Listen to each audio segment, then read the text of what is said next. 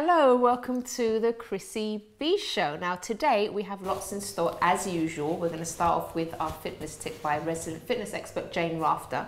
I'll be talking to some inspirational people and I'll also be showing you a performance from Euphoria Show Choir who we recorded a couple of weeks ago and they were absolutely fabulous. I can't wait to show you that. But first of all we're going to have a nice chat with Ian Pelham-Turner and Helena Shard. Hello. Hello. Hello.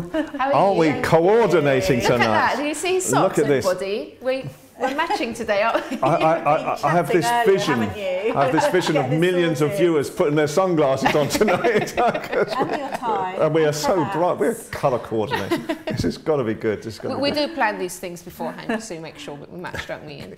Yeah.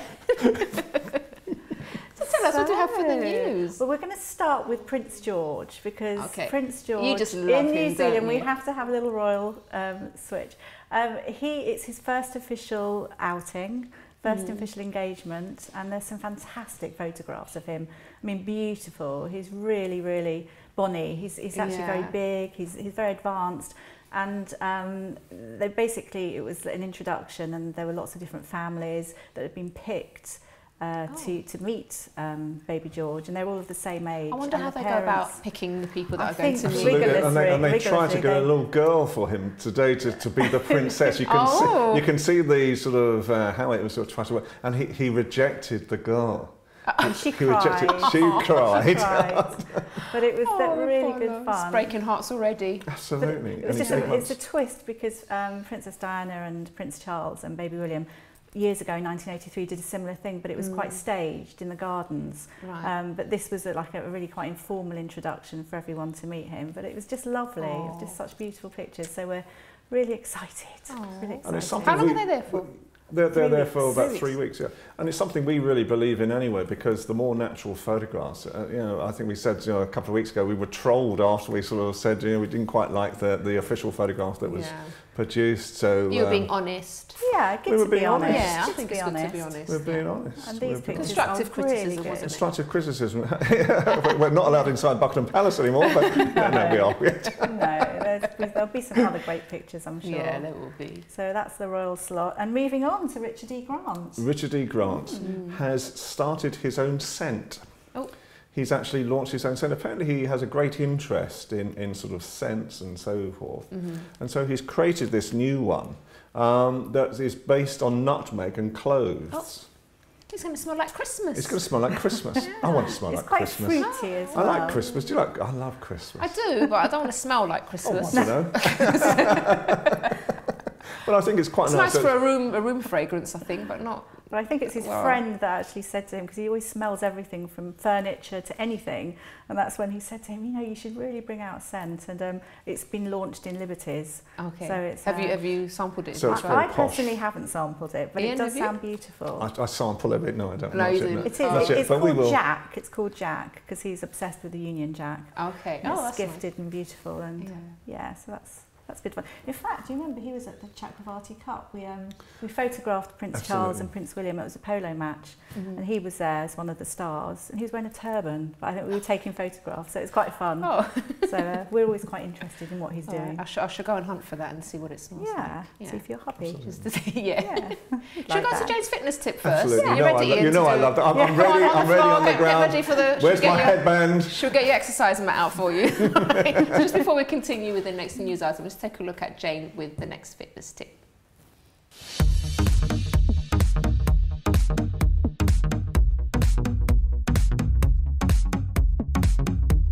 Hi everyone, I'm Jane, and in my fitness top tips today I'm going to show you how to target the waistline. I'm going to show you how to exercise these muscles here, which are called your oblique muscles, and they're the muscles down the side of your waist. And I've got two fabulous exercises I'm going to show you. One of them is a very common one, but I'm going to show you how to do it really well. So the first one is this. You lie on your side, really elongate your body, and can you see that I've got my legs floating off the floor, and I'm really drawn in the tummy muscles here. So I've not got my tummy relaxed, and I've not got my feet swinging back. So make sure you can see your toes, and then take your top arm over your head, and then lift yourself up and reach towards the knee. And what you want to be doing here is using this left side of your waist to reach for the left knee. You want to be resting lightly in your hands, so make sure that you're not pushing yourself up with your arm here, okay? Going to keep the legs up and release down. So I'm just going to show you a few so you can see it. Really isolate that oblique muscle and use it to create the power of the lift. A handy hint for you is try not to lift from your head. Try not to force your head. Tilt the head away from the lift so it doesn't hurt your neck. Now I can feel this already quite a lot right here in the waist. This is my favorite exercise for the waist, and I do it with all my clients, so I hope you will enjoy that one. Just want to show you one more. So if you roll onto your back and lift your legs up in the air, hands behind your head and lift your head and shoulders up. What you do is you extend one leg and twist across to the other leg and then change. And there's two common mistakes that I see all the time here. One is that your shoulders are too low to the floor, and that's not really going to work. You need to lift yourself up. So you need to have a little bit of height on it for it to work, okay? And the second mistake is that people roll across the pelvis like this. So what you've got to do is super glue both sides of your bum to the floor so that the twist is through the waist and not through your pelvis like that. Okay, so you lift and twist, and you can do these slow or you can do them fast. It works equally well both ways. It's really, really good exercise for the waist. So let's trim that waist down for summer.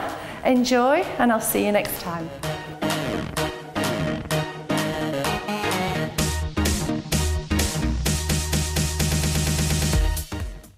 Thank you to the gorgeous Jane. So we've got some more news. We have.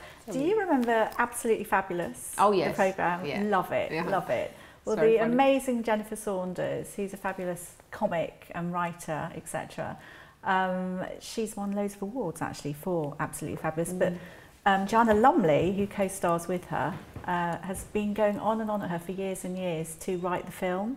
And because she's such a talented writer, she didn't actually do so well with the Spice Girls. Well, that didn't take off the theatre production, but Jo Lum keeps going on, you've got to write it. Yeah. So she's really suffering at the minute though, because she wants to write it, but she's realised that she's procrastinating all the time, and that's actually stopping her from writing. That doesn't sound like her. It doesn't really, but so she's actually now having hypnotherapy to get over it, which is quite interesting. And she's so talented, and I really, really want her to bring it out. But it's strange that she would procrastinate over that particular one and not all the other stuff that she's done. It's bizarre. I think she's done. Ab Fab is so successful, and she's won so many awards, even the BAFTA, I think. And I suppose maybe it's that, oh gosh, maybe it's not going to be as good as the original. Yeah, it's a little bit of fear there. But I know it would be brilliant. I know it's so successful. So successful. And I know lots of my friends, I mean, we can't wait. So, yeah, I think we need to write some letters, ring her up. Yeah, we let's want encourage her to do it. Definitely, Absolutely. we will. Absolutely. And then we move on to Karl Lagerfeld. So Karl Lagerfeld is just opened in London now, because he thinks that this is probably one of the most successful cities in the world. So it just shows you how London is actually coming back from recession times and how important, you know, and so the new flagship is opened up now. He spent a fortune on promoting this site as well. I shall be going down there. I shall be queuing. In fact, hopefully we'll all be queuing soon, because we'll probably get an invite soon to go there as well. So it's going to be sort of great fun, that sort of thing. He's as well. 80. He's 80 and still going strong. Wow. I mean, he feels that. I mean, his top brand obviously is Chanel, and it's amazing. The clothes are there, but this store, it's got loads of. It's almost like a homage to him in a way, because there's like mini dolls that are made into him. In fact, which is really bizarre. But a funny thing about him as well is that he always has to go into Europe for business and negotiate deals and fashion and things. But he will only go with his cat, which is a fluffy white cat, almost a bit like him, called Choupette. And they literally, it has its own maid, it has its own Twitter account and iPad account. It's complete mad. Looked after day and night, but he refuses to go anywhere without his cat, which is lovely. Because apparently it makes him a better person, which is really nice. And I think animals make you live longer as well. I do. They do actually. There is research to suggest. Yeah. I mean, I was watching this on the other day about stroking dogs. If you stroke dogs, you live longer because you're more content. Yeah. Well, good. That's probably why he's 80 and still going strong. Absolutely right. And he doesn't want to give up. He said he's not slowed down at all. He's not tired, so he's going to go for it. Amazing. It makes me feel good. In 2 weeks' time, I shall be 63. I was still invited to your and birthday. I want a little doll of myself now as well. You know, I feel I'm of the right age now to have my own little doll. You know, we'll see what we can do. We'll see what we can do. It's on my birthday wish list. It's in my bucket list. That's so funny. So moving on to Kylie Minogue. Kylie Minogue is 45 now, going strong. She's had a bit of a rocky time recently, but 2014 she wants to keep the energy going. She's actually really enjoying it and she wants to keep going. She's got her new album out, which is exciting. I think her first single, I think, was it 1983 or 1988? God, she was a soap star before that. Yeah. Did you used to watch Neighbours? Neighbours, I think I did now and then, sort of dip into it. I used to watch it religiously. Did you? You're a complete fan. Her and Scott, Madness. So she's she's doing really well. I mean, we're talking about what makes her look, because she does look incredibly young and good for her age. Yeah. And she's saying sunblock is her #1 thing, but also not having stress in her life. Despite the fact actually she does have some irrational thoughts and worries at night, stays awake because she doesn't want to be lonely. Aww. I think she's not been lucky in love and she's thinking she doesn't want to.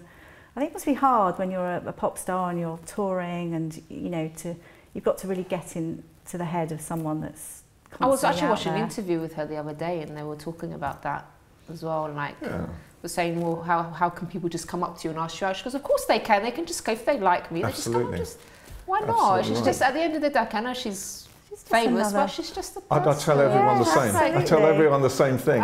They can come up and see me anytime. Yeah, I know, exactly. But I mean, that leads very nicely on because... Till after the break. Okay. Because we've run out of time. Can you hold that thought, Ian? Can you hold it? We're going to have to, because we're going to go to a quick break and then we're going to continue with some more news, and I'll also be showing you something that we filmed in the House of Commons, showing that sometimes being different can actually be very, very beneficial. So do join us after this.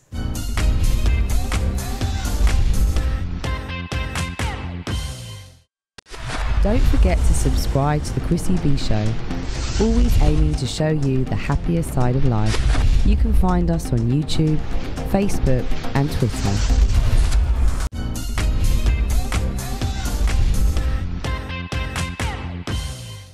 Welcome back, everyone. Now, before we continue with the news with Ian and Helena, let's take a look at this video.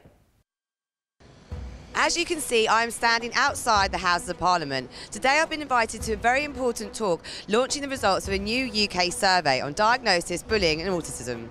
The results of this survey, even though it was only SurveyMonkey and it cost me 48 quid, it clearly demonstrates that the process in place for diagnosing children and young adults is not fit for purpose and requires immediate improvement. Parents who manage to negotiate the energy-sapping bureaucracy often find that the service provided is disconnected and in many cases is of unacceptable quality. And we actually wrote to and contacted a number of different people, some different ministers, the heads of the NHS, people that work at NICE, people that work all around the country, okay?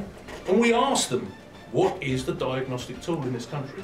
No one could give one straight answer. In January 2013, there were 229,390 pupils across the schools in England with special needs. The percentage 2.8%, which has stayed consistent. Almost 1 in 4 state school boys is classed as having special educational needs, nearly double the number of girls. Nearly 1 in 5 pupils across England, state and private education, have some form of special educational requirements, which adds up to approximately 1.5 million children. I think it's important to get the message out there that this is normal life, that my normal, our normal, may be different to your normal, but then your normal is going to be different to somebody else's. There's not greater and lesser, there's not superior and inferior, there's just different. And you know what? It's okay to be different. That anybody who ever achieved anything out of the ordinary was different. Anybody who ever did anything great was different. And if these kids don't fit in, it's because they're meant to stand out. This is one of my World Championship medals. This is the one I won this year. I have 2 more, but Anna wouldn't let me bring them. Anyway, like I said, I've achieved a lot this year. Lots of gold medals, trophies, awards. Today, at the age of 27, I can finally say I am successful. I'm growing in confidence. and I'm content with myself. I grew up without a diagnosis, and I hated being a part of this world. And how could I be when I didn't fit anywhere, and I didn't know why? People and children with special needs or disabilities require the correct diagnosis, treatment and support that they deserve, and the best that can be made available to them. When we understand an obstacle, we can work around it. When we understand someone else's obstacle, we can help them work around it.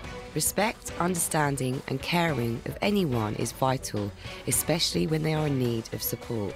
You know, so many people on the spectrum don't feel as though they belong in the world, and other speeches give you the impression that they're made to feel as there's no place for them, and yet so many of the things that we take for granted in the modern world were advanced by people on the spectrum. And I think that we need to recognise that a learning difficulty can actually be a learning difference, and that, you know, maybe there's more special than there is need, or at least as much special in the need. You seem like you're very, very determined. Where do you think you've got that determination from? Definitely from martial arts, from training with my club and stuff. We're taught not to give up, and if we give up, everyone fails, so it's kind of one of those things where it just keeps you going and helps you carry on. Some of us during certain stages of our lives can be faced with an obstacle that can seem to be holding us back. That same obstacle can be what ultimately turns us into the successful person we then become. Sylvester Stallone, one of the highest paid actors to date. He supposedly has dyslexia and has also become an outstanding screenwriter. Credits including Rocky. Tom Cruise, one of the most famous actors in the world, is also dyslexic. Marlee Matlin, stand-up comedian and actress. In 1987, she captivated the world by winning the Academy Award for Best Actress. Marlee Matlin has been deaf since she was 18 months old, but this certainly has not held her back. Cher, one of the most iconic performers, singer/actress, is dyslexic, which clearly has not held her back either. As a child, she was left undiagnosed and consequently wrongly perceived for difficulties she faced at school. Stephen Hawking is probably the universe's most famous living physicist, a specialist in cosmology and quantum gravity. Though the motor neuron disorder ALS has confined Hawking to a wheelchair, it hasn't stopped him from worldwide lectures and TV appearances. So today in the Houses of Parliament, I've learned a lot about autism. Not only about that, but also about embracing being different.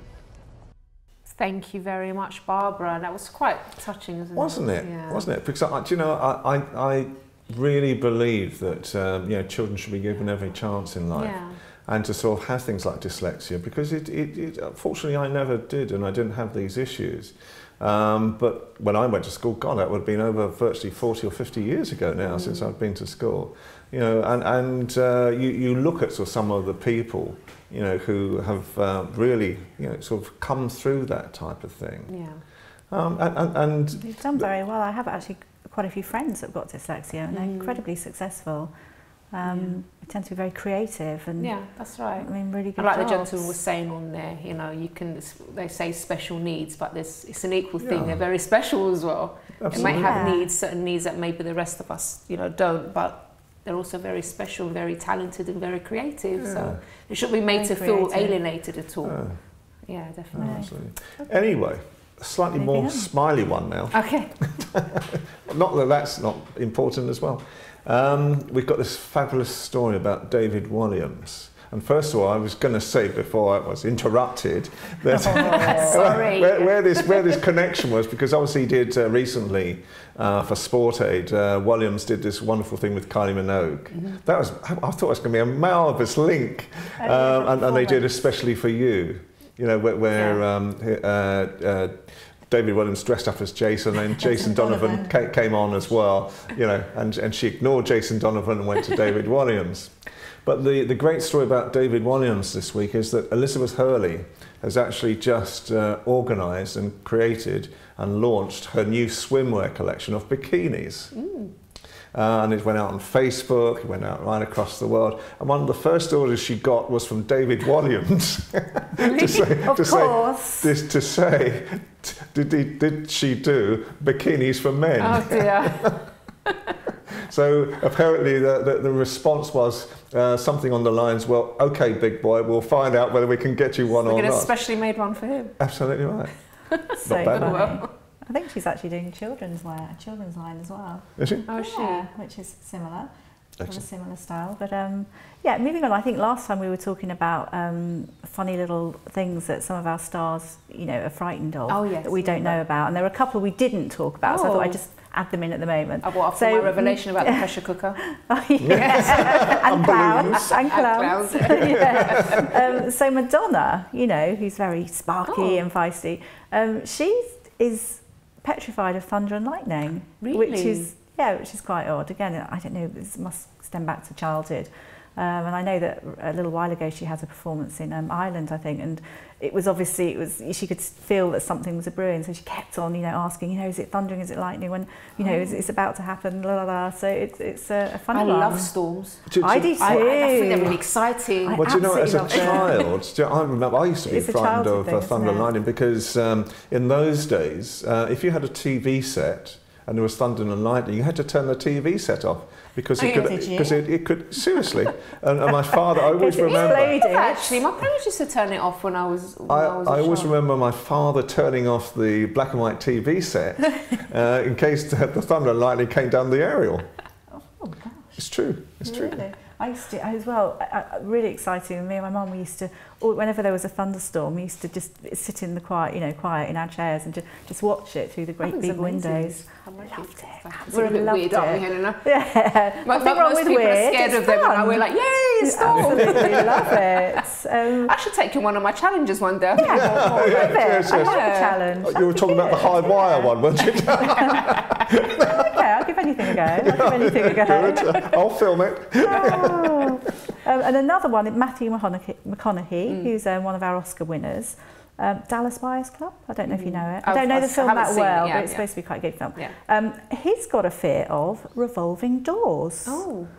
Which is a strange one. Again, maybe he's been trapped or something. I don't know. No one's really ever been killed as far as I'm aware. No, but again, he's a strange one. Yeah, a bit of a strange one. I have this great story. Do you want to hear this? Want to hear a revolving door story? Oh, go on then. It's on Sophie Loren. Many years ago, when I was a young photographer, and I was rushing into the Savoy one day, and there's a revolving door at the Savoy, and as I was rushing in with my camera, Sophie Loren, in great big jumbo rollers, was coming out of the Savoy, and we literally caught each other in the revolving door, and we started going round and round and round because we were both surprised at seeing each other.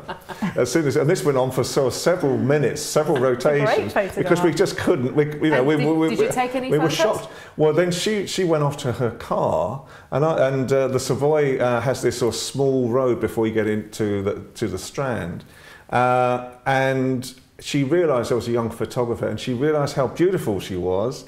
And as the car went up the road, she put the window down, she smiled at me so I could take a photograph of her in her jumbo rollers. And she could see the funny side of it because she was a great photographer herself. Oh, wow. I thought that was a great shot. I could just visualise that. So beautiful. You should have brought it on again. Well, do you know that she had a method as well? Sorry, and I know that we've gone off the scroll tonight, but she had this method of any photograph that she ever had, she used to carry a pin with us. And it was like a bobble pin, this is in the days of black and white photography and film. And she demanded to see every single negative that was ever shot of her. Yeah. And if she didn't like the image, she would stick the pin through the negative, so it could never be used. Oh dear! So did she stick a pin through? No. All right. So maybe we'll get you to would never say yes, would you? I mean, after all, everybody loves me. Everybody loves me. And on that note, we have to go to a break, I'm afraid. You had more, didn't you, Helen? I'm sure you did. That's okay. Oh, next time. Next time, yeah. Thank you both very much for coming on and doing the news. Thank you, as always. Thank you. And do stay in the studio, though, for some photos later. And after the break, we'll be talking to a very inspirational guest who will join us after this.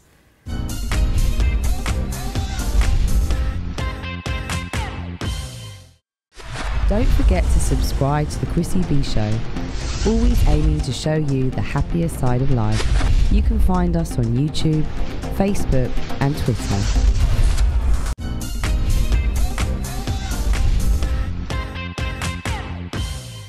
Welcome back. Now, before we meet our next guest, let's take a look at these amazing children doing a lovely dance.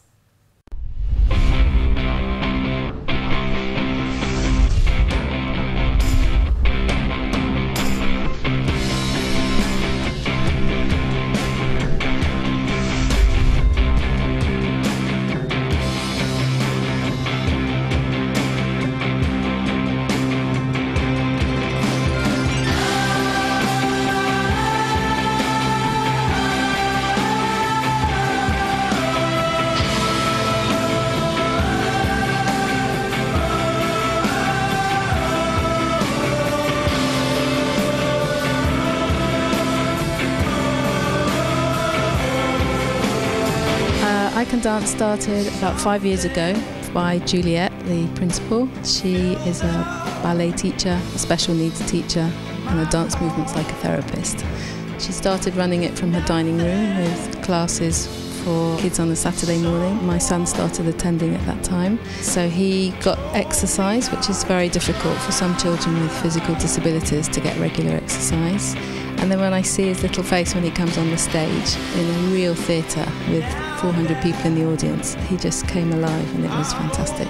You know, he's not judged or made to feel that he has to be any way but himself. He's more confident, he's more happy, and he's more friendly to everybody. The first thing they can expect is for their child to be accepted for who and what they are and for what they can do. When you watch him for the first time on stage, how did that feel as a parent?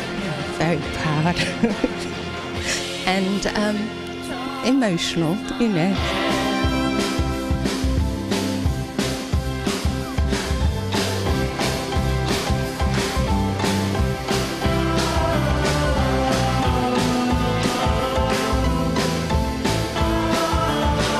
What about dancing do you like? Ballet, she dance. It makes me feel happy.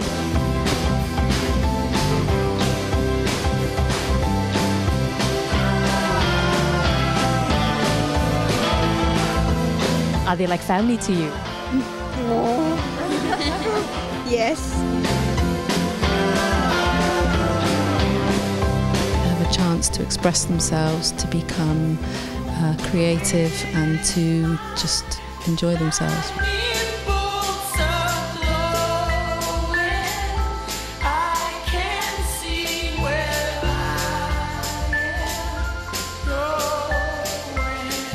Thank you guys. That was lovely, wasn't it? Okay, just before we speak to the lovely Rachel here, let's just take a look at this quick clip.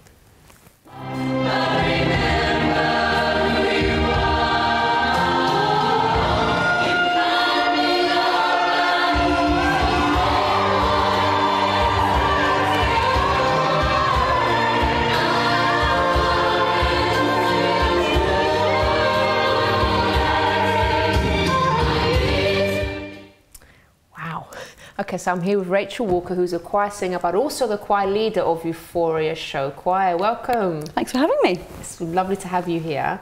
So tell us, how did all this start, and how did you get involved yourself? Well, myself and my two colleagues, Emma and Tina, watched Glee on television. I thought it was wonderful and really exciting. And a lot of my singing students mentioned how much they enjoyed it and all the music and the dancing. And so we thought, we could set up a show choir. We could do this between the three of us. So in September 2010, we set up Euphoria. Started off with 6 members, it was tiny, and it gradually grew and grew.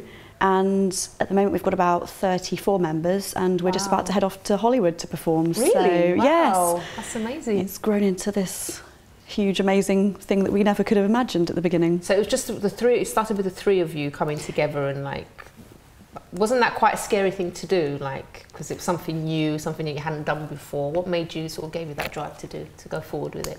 I think Glee was so popular at the time that Glee had just finished its first season in the UK, and it was a completely new thing here. In America, they've had show choirs for years, but the UK had never seen anything like it. So it was quite nice to be at the cutting edge of it and set up a show choir. So there's not many that in the UK really. There are a few in schools, but you have to be in the school to be part of it. But ours is run outside of school, so you can be, as long as you're from somewhere nearby, you can come and audition. So we've got people of all different ages coming together, and so yeah, it was a bit daunting setup, but it's been the most joyful experience. Obviously, you get to work with different people, different children, different ages. Have you seen like changes in them, maybe with their confidence and how they are around other people since they've joined? Yeah, countless times. It's actually kind of unbelievable and really quite humbling to see changes in some of these children. Some started in the choir really unsure of whether they should even be in the choir. And we said, no, you're good enough to be in it, you're fine. But they were so shy, they didn't want to be seen on stage. And now they're just extraordinary, the things they do. They're so confident, they'll talk to anyone. And I think they've really learned that they're amazing and special, and they have these gifts that are worth seeing. You know. It's amazing actually how many children do have these insecurities, and they think, you know, I can't do that, but they just need a little bit of encouragement, don't they, to be told, to actually someone to show them that they believe in them, for them to really excel. Yeah, quite often that's all it is, really. It's just to believe in them and just keep going, and they eventually get to the point where they start to believe it themselves. If you say enough times, you know, you can do this, you're amazing, and it's just been a wonderful experience for myself, Emma and Tina, the directors, to see some of these children just become these outstanding performers that I just thought, oh my gosh, I remember them a couple of years ago when they were crying, putting a costume on, going, I can't do it, I can't do it. And then they were up on stage in New York performing, and you would never know that they'd ever had insecurities. Yeah. Obviously, you know, when you talk about it now, it all sounds very successful. But did you go through any sort of difficult moments where you thought, oh God, this is really hard to get through, and how did you get through that? Oh yes, it was at the beginning. We auditioned, we thought this is going to be huge, everyone's going to want to audition. We had name tags for people auditioning, so we thought there's going to be so many, we won't be able to know who they all are. And 6 came, and we thought, right, this is not really a choir. And so we kind of persevered, thinking this could be a total disaster, and we're kind of prepared to end the group after a few weeks, thinking if it's going to just be 6, it's not enough to do these things. And then gradually more and more people started to join, and and we're so glad we stuck with it, because then in our very first public performance, it was just in Bristol in the foyer of a big theatre, so it wasn't even in the proper theatre, it was just in the hallway bit. We were spotted by a booker who was booking the tour for the Britain's Got Talent winners Spellbound. And she was watching us from above, in a staircase above, so she wasn't even in front of us, and liked the patterning that we did in our dancing that Tina does, and she liked all the harmonies, and she booked us for the tour. Oh, wonderful. And it was that kind of thing just doesn't really happen to normal people like us, and we were so glad we stuck with it, because if we hadn't got to that point, then we would never have been. That's what makes the difference, doesn't it? Because you don't know when a break's going to come. As long as you're sort of putting yourself out there, you don't know who's watching, who's taking an interest in you, and that's how things happen sometimes. What's been the most memorable thing, or the best thing that's happened since you've been in the choir? I think probably performing in New York last year was just an unbelievable experience, and we were booked from the Spellbound performance that was put on YouTube, and then the show choir organisers in America asked us to come out. So how many of you went there? 27 of us then. It was so much fun. Oh, it was just the most fun. I had to make them all quiet on the plane. I said, don't sing on the plane because you'll ruin your voices. So they had to be quiet on the plane. But yeah, we did the performance there, and they even gave us an award. We weren't eligible to enter the competition because we're not American, because it's the American Show Choir Championship, so we weren't American, and we're not. Too many of us are too young, and too many of us are too old to be in the. You just broke all the rules, basically. Basically, all the rules. If they could be broken, we did. And we did our performance, because we were just guest performers. We didn't expect to win anything. And they gave us the Fame Award for outstanding performance and showmanship, and the way we conducted ourselves on and off stage, the sort of upholding the good name of show choir, which was a real honour. Wow, that's really good. We didn't even know that we were being watched. I know, exactly. We thought, oh, okay, that's just amazing. That shows that you're genuine then. Yeah, so that was a real highlight. And then the rest of the time in New York, we just flash mobbed everywhere. So we sang at the top of the Empire State Building, Grand Central Station, on the Staten Island Ferry, just everywhere. We just, a bit crazy really. Okay. So it was just being there with a show choir is something different to being there with your family. So we just thought, well, this is probably our only time there together. Just so make we'll the just, most of it. Yeah, we'll just sing now, everywhere. We're going to be showing you, you came here a couple of weeks ago to the studio and recorded something. Well, can you just tell us briefly what that's about, what it was that you actually sang? Yes, it's a song that I wrote that we actually performed in New York originally. It's a song called Body on Mute, which is about people being bullied and the effect it has on them. Okay, very, very deep meaning as well behind the song. Okay, so we're going to be showing that after the break, and you're going to stay with us, aren't you? And actually, you're going to be telling us about a phobia, because you were talking about phobias earlier. Yeah. And trust me, she has a very strange one. Yeah. She's going to be telling our viewers all about it after this break.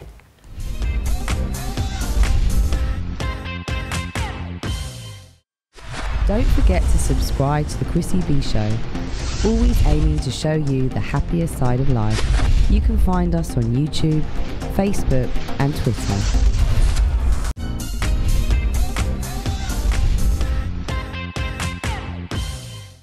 Welcome back. Now, before we see your lovely choir in action, tell us about the phobia that you have. Oh, it's called trypophobia, apparently, and it's the fear of holes in things. That sounds really stupid, but it's often in nature, like in sponges and what about if it's really in odd cheese? things. No, that seems okay. It's like repeated holes. Apparently it is a real thing. I thought I was just a weirdo, but it is actually a thing, and it's apparently some kind of primal fear that isn't a learned fear. It's something that it's inbuilt in us. So I'm just so strange. Sponges, what else? Just coral. Anything with lots of holes in it. That film Holes, the beginning of that, can't watch it. Terrifying. So anything that's sort of just naturally holy. Which sounds really stupid, I know. It's a bit strange. I've never heard, but thanks for sharing that on TV. Thanks. May have helped somebody else who has that same weird fear. You're not weird, you're just different. Yeah. That's what we're trying to get across on this show, right, today, because exactly. Everyone has their things sometimes. But thank you so much. And now we're going to show the lovely video that we recorded a couple of weeks ago. And then after also we're going to be speaking to a lady who had an accident, and that accident marked her life because a lot of things changed for her after that, and she's going to be telling us all about it after this video too.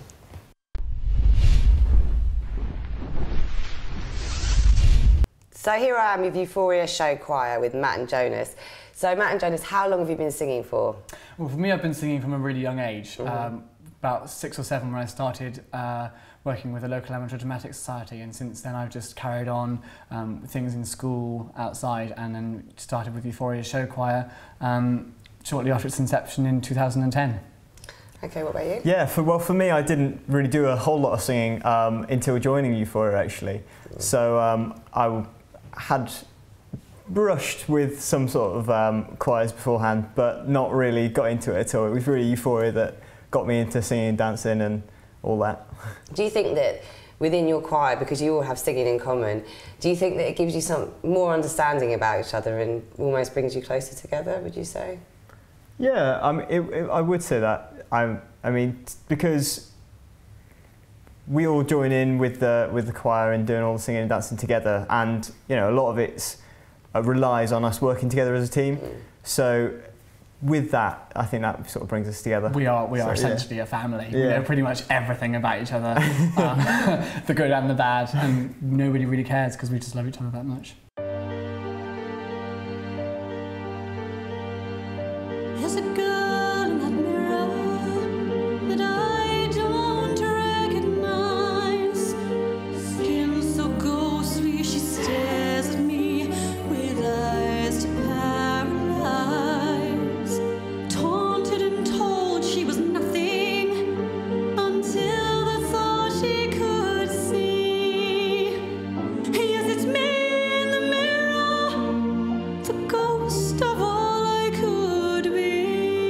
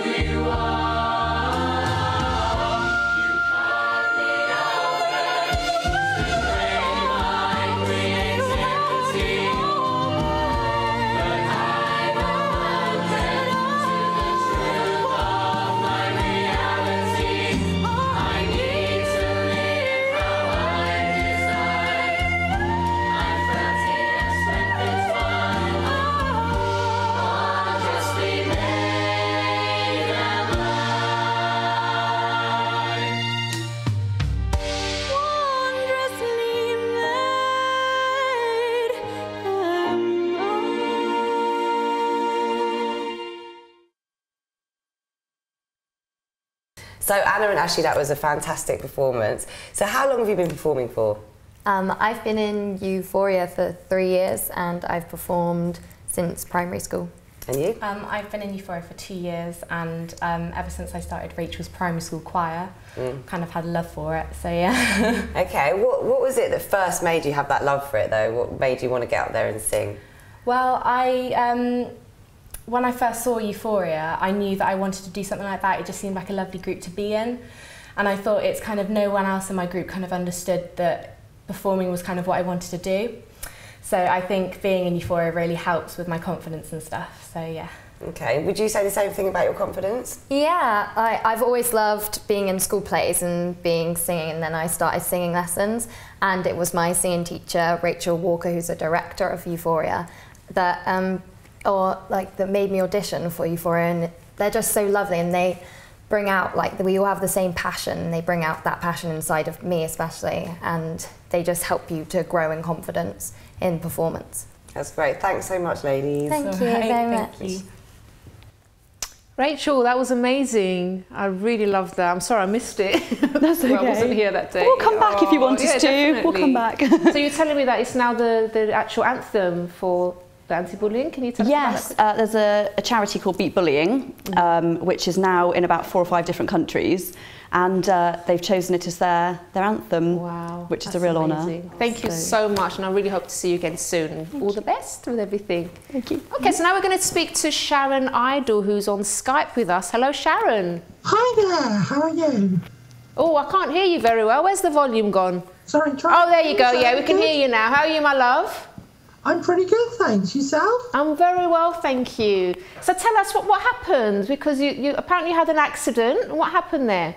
Yeah, it was over 10 years ago now. I had a bit of a prank where I was on a motorbike with a friend, and we were driving through a Wiltshire village, and there was a line of cars waiting for someone to turn into a garage on the left.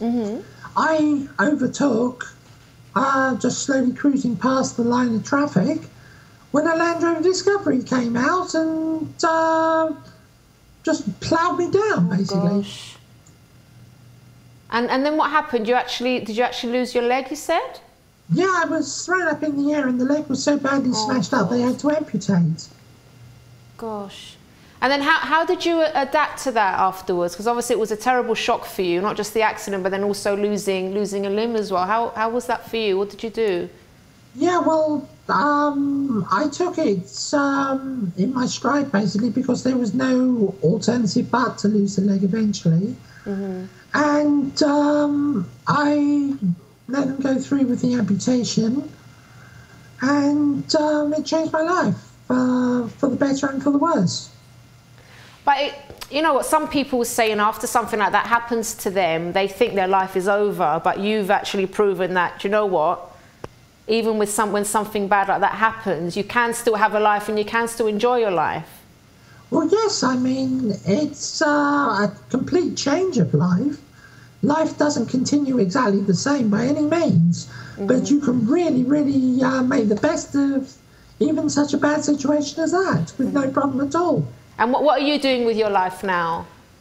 Well, now I'm a musician and I produce my own tracks. They're available on iTunes, and I also do a few things that I just sort of give away, put on things such as SoundCloud, etc. And how do you keep positive, Sharon? Sorry, the connection's not very good. Could you say that again? How do you keep yourself positive? Oh, I just know that I'm going to do really well, because nothing is going to stop me doing what I want to do, not even having a leg missing. Wow. You're an amazing lady, Sharon. Thank you so much for speaking to us. Thank you so much for having me on the show, Chrissy. That's great. See you. Take care, all the best. Bye-bye. Okay, bye.